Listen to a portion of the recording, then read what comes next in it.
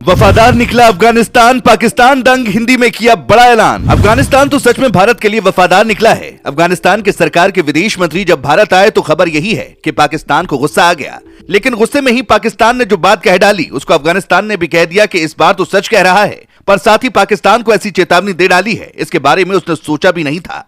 कुल मिलाकर भारत ने एशिया में एक बड़ी चाल चल दी है। अफगानिस्तान पर निगाहें जमाए हुए अमेरिका, चीन और पाकिस्तान को एकदम से सख्ते में डाल दिया। दरअसल भारत आए अफगानिस्तान सरकार के विदेश मंत्री आमिर खान मुक्ताकी से मुलाकात के बाद विदेश मंत्री एस जयशंकर ने अफगानिस्तान के साथ पूर्ण राजनयिक संबंध बहाल करने का ऐलान कर दिया।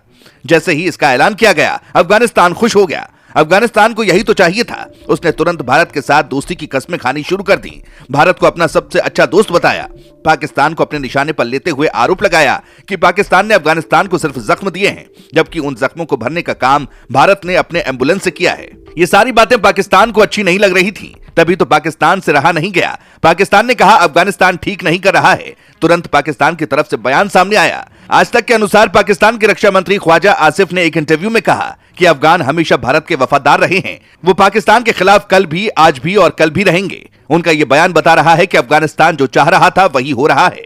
अफगानिस्तान के विदेश मंत्री के भारत पहुंचने से ही पाकिस्तान बेचैन दिखाई पड़ रहा है।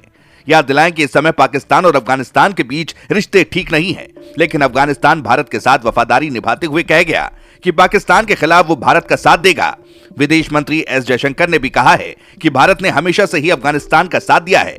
भारत काबुल स्थित अपने तकनीकी मिशन को पूर्ण दूतावास का दर्जा देगा। मतलब अफगानिस्तान के लिए सबसे अच्छी खबर है। बता दें कि इसी साल जनवरी से ही भारत अफगानिस्तान के साथ रिश्ते ठीक कर रहा था और अब एकदम बढ़िया हो गया है। अमेरिका के थिंक टैंक विल्सन सेंटर के माइकल कुगलमैन के अनुसार भारत ने अब काबुल प्रशासन के नए नेतृत्व को स्वाभाविक मान्यता दे दी है, जिसकी वो मांग कर रहे थे।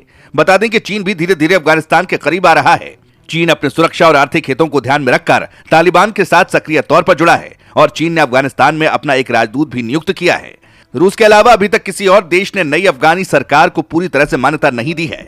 हालांकि 40 से ज्यादा देशों ने किसी न किसी रूप में अफगानिस्तान से कूटनीतिक या अनौपचारिक संबंध बनाए हुए हैं। भारत भी अब काबुल में अपना पूर्ण दूतावास खोलेगा, जिसे 4 साल पहले बंद कर दिया गया था। ये तो रही अफगानिस्तान की बात, लेकिन इसके पीछे भारत का अहम कार्ड क्या है वो जान लीजिए। तो भारत का मकसद मध्य एशिया तक संपर्क को मजबूत करना और वहां तक पहुंच बनाना है। भारत के पास मध्य एशिया तक पहुंचने के लिए कोई सीधा रास्ता नहीं है। मध्य एशिया तक पहुंचने के लिए भारत को पाकिस्तान से ट्रांजिट अधिकार चाहिए, जो पाकिस्तान भारत को नहीं देता है। ऐसे में अफगानिस्तान बड़ी भूमिका निभा सकता है।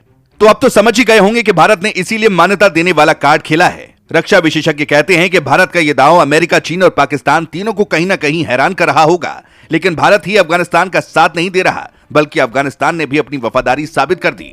भारत की धरती से हिंदी में अफगानिस्तान के सरकार के मंत्री ने पाकिस्तान को दहशतगर्दी पर सख्त संदेश दिया। उन्होंने पाकिस्तान पर इसको समर्थन करने का आरोप लगाया और गंभीर परिणाम भुगतने का सख्त संदेश दिया। कहा कि पाकिस्तान को ऐसा करना हर हाल में बंद करना ही होगा। उन्होंने ये भी कहा कि वो भारत के साथ अपने रिश्ते हमेशा हमेशा के लिए मजबूत करना चाहते हैं। अफगानिस्तान के मंत्री ने भारत से संबंधों को सकारात्मक बताया और भारत से अफगानिस्तान में निवेश करने का आग्रह किया। भारत ने भी कहा है कि हम तैयार हैं, जिससे कहीं ना कहीं पाकिस्तान परेशान हो रहा होगा।